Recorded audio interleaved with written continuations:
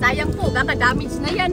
Hi! Good morning! Welcome to Mariel Lesson Channel! So guys, danggit season na naman po. Marami po talagang danggit pag March po. So every year po, may 3 season po na makakuha po talaga kami ng danggit. Around December, February, March.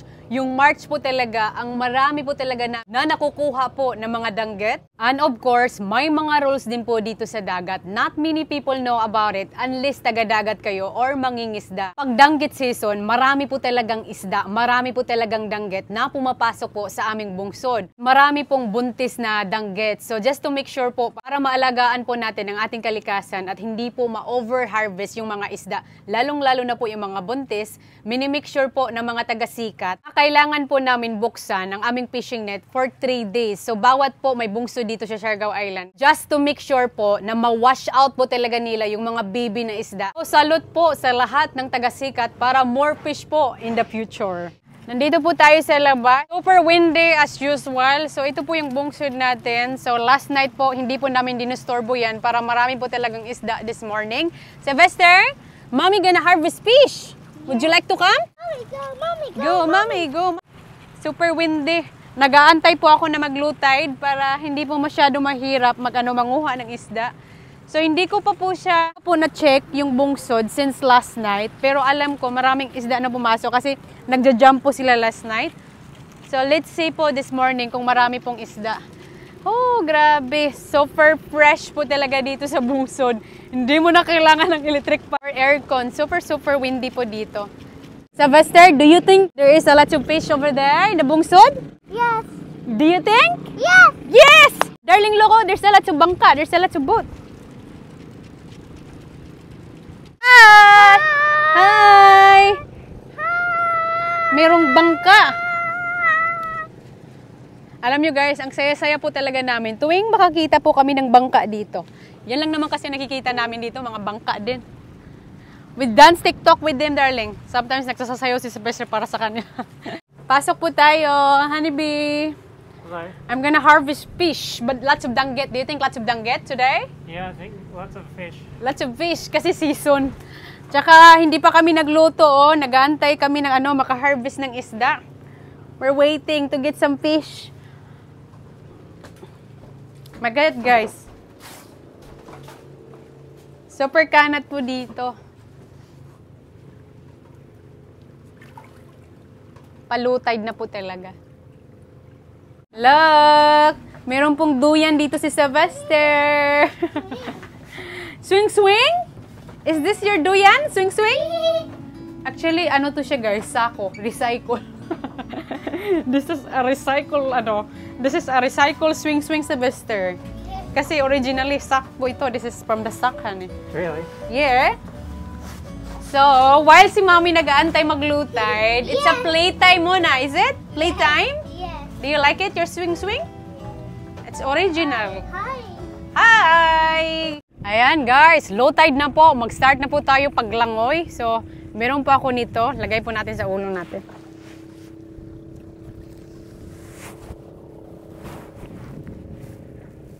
Para hindi po sagabal yung buhok.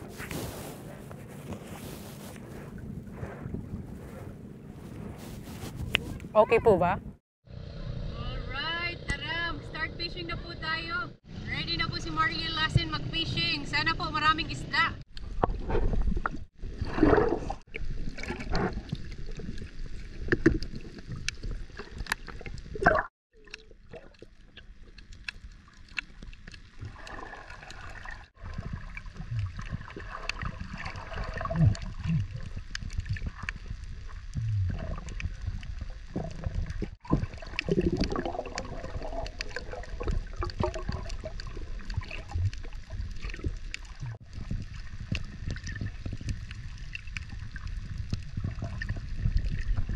Grabe guys, sobrang daming danggit. Plus may malaking lobster. Hindi po talaga ako nag-expect na mamasukan po tayo ulit ng lobster. Napakalaki po. So guys, super excited na po tayo manguha ng isda. Tara!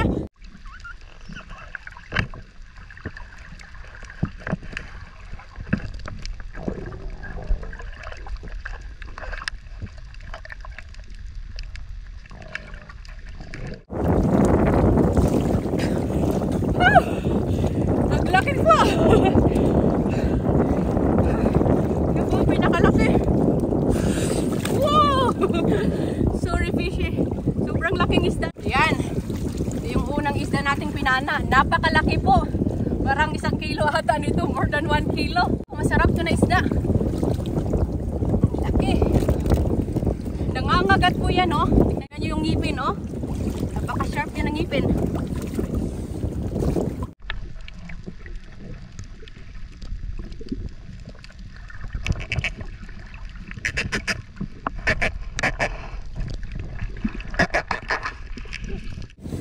Guys, naputol po. Super energetic po ng lobster natin ngayon. Sayang po, baka damage na yan. Super energetic ng lobster, guys. Lumipad. Yung puwet. Skip to the moon kasi ano.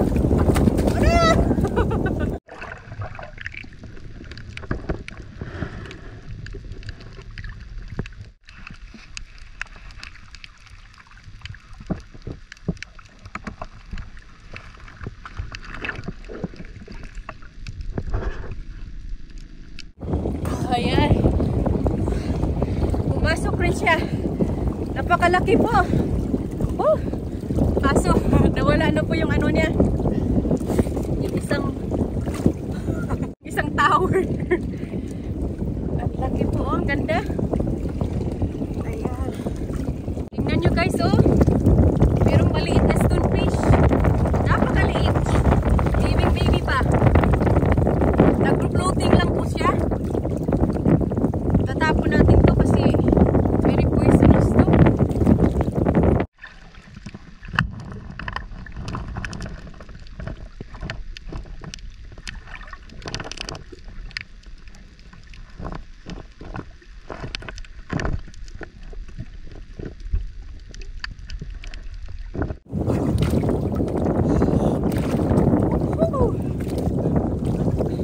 Ang dangkit.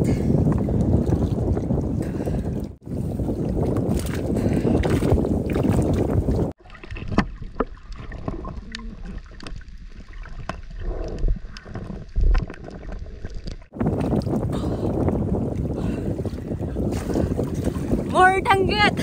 Lalaki po nila.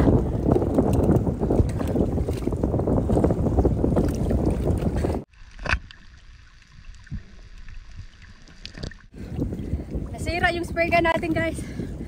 Ayusin muna natin. Baka gagamit po tayo ng sapyaw.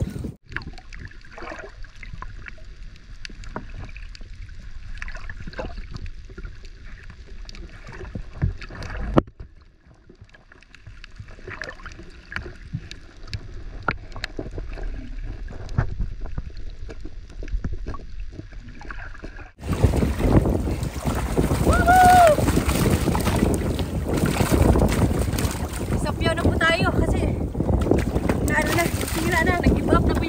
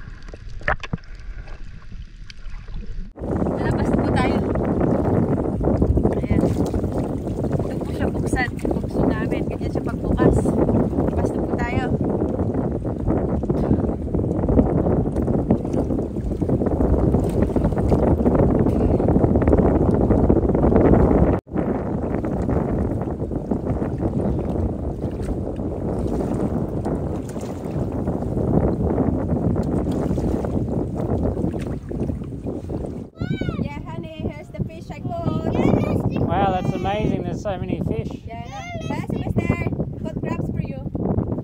You're welcome. Sit down there. Well, Look, the big fish. you're very strong. I want to eat this one. It's long, isn't it? Sylvester, look. Look. Fish. What this one? Gusto niya kainin? Gusto niya yung magandang mukha. Ayaw niya yung dakit. Ay, ang bigat. There we go, honey. It's the fish for you, I got. Wow, it's a full bucket. Bucket. How about the long one? Are we going to put it on top? Look at that. Look at the shape. You like the rainbow fish? Is it beautiful? Okay, there's more here. See the rainbow fish? You like this fish? I like a rainbow. A rainbow fish? Sylvester, can Daddy see the rainbow fish? Look, it's way Ah, very specific. There's more. that last you catch a red. You want me to catch you in the red? Yes. But that one's not fit now. This one you don't want to? At magluto na po tayo dahil sobra po talaga ako nagutom. Kakakuha po ng isda. So ito po talaga ang buhay bungsod. Lahat ng isda na nakakain nyo ay lahat fresh. At one of the reason po talaga yan bakit nagtagal kami dito sa Pinas. Dahil dito lang po namin ma-experience sa bungsod na lahat ng isda na kinakain namin ay mga fresh. Yung bagong huli pa po talaga. Simple lang ang buhay dito sa bungsod. Pero syempre depende po kung ano ang nakasanayan. May mga taong nagsasabi parang sobrang hirap po ng aming sitwasyon. Bakit dinala ko ang aking mag-ama dito sa Pinas? Sobrang hirap pa naman ng buhay dito sa Pinas. Para sa akin po, ang sagot ko yun, masaya kaming magkasama saan sulok man ng mundo. Kahit saan lugar man kayo, mahirap po talaga ang buhay pag hindi rin kayo masipag. Too much comfortable in your life. Madapa ka lang once, hindi ka na marunong bumangon dahil yun po ang nakasanayan nyo. And of course, magluto po tayo ng napaka-fresh na danggit pinaksiw. One of my favorite po talaga na dish, yung nilalagyan siya ng ginger, onion, capsicum. The best paksiw ever po talaga to. Ayan. Paksiw na po tayo. Nakakagutom. Add po tayo ng garlic. Ooh, sarap. Masarap po to. Very fresh po talaga na isda. Kakahuli lang. That's the way inside. At magano din po tayo. Magkilaw din po tayo kasi super fresh na danggit. At magsugba po tayo. Meron po tayong dalawang panther na nakuha po galing sa bungsod. Masarap po to na isda. Actually, napakamahal to. Nasa mga 1,000 pesos ang kilo. Pero pinana ko na lang siya dahil hindi naman talaga siya kalakihan. At least po, mga first class po ang kinakain ko na hindi ko na po kailangan magbayad. Libre lang po ito galing sa bungsod. Sinugba at kinilaw. Always the best po talaga pag sa dagat. At pag sa dagat po talaga kayo, as in nakakagutom po talaga palagi dito.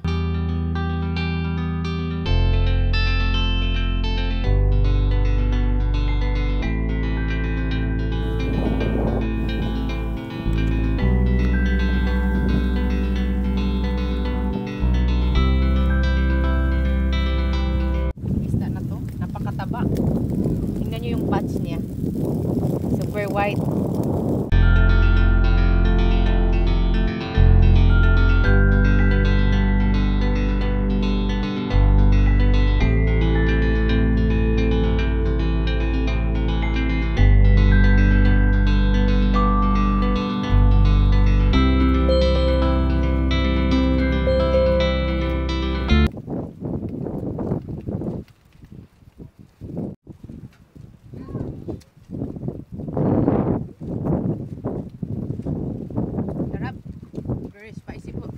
Let's eat, honey. Take the eye off.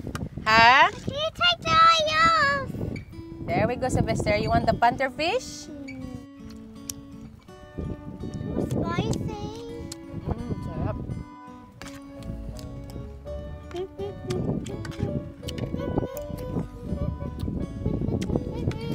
You like it? Oh, Daddy, get crab, get crab, get crab, get crab. Get crabs, Daddy. Sylvester said. Get crab. Crabs. Like this. You wanna eat crabs? Get crab. No. ate the crab. What are you gonna do with them then? Just to play? It's a cylinder. Hmm.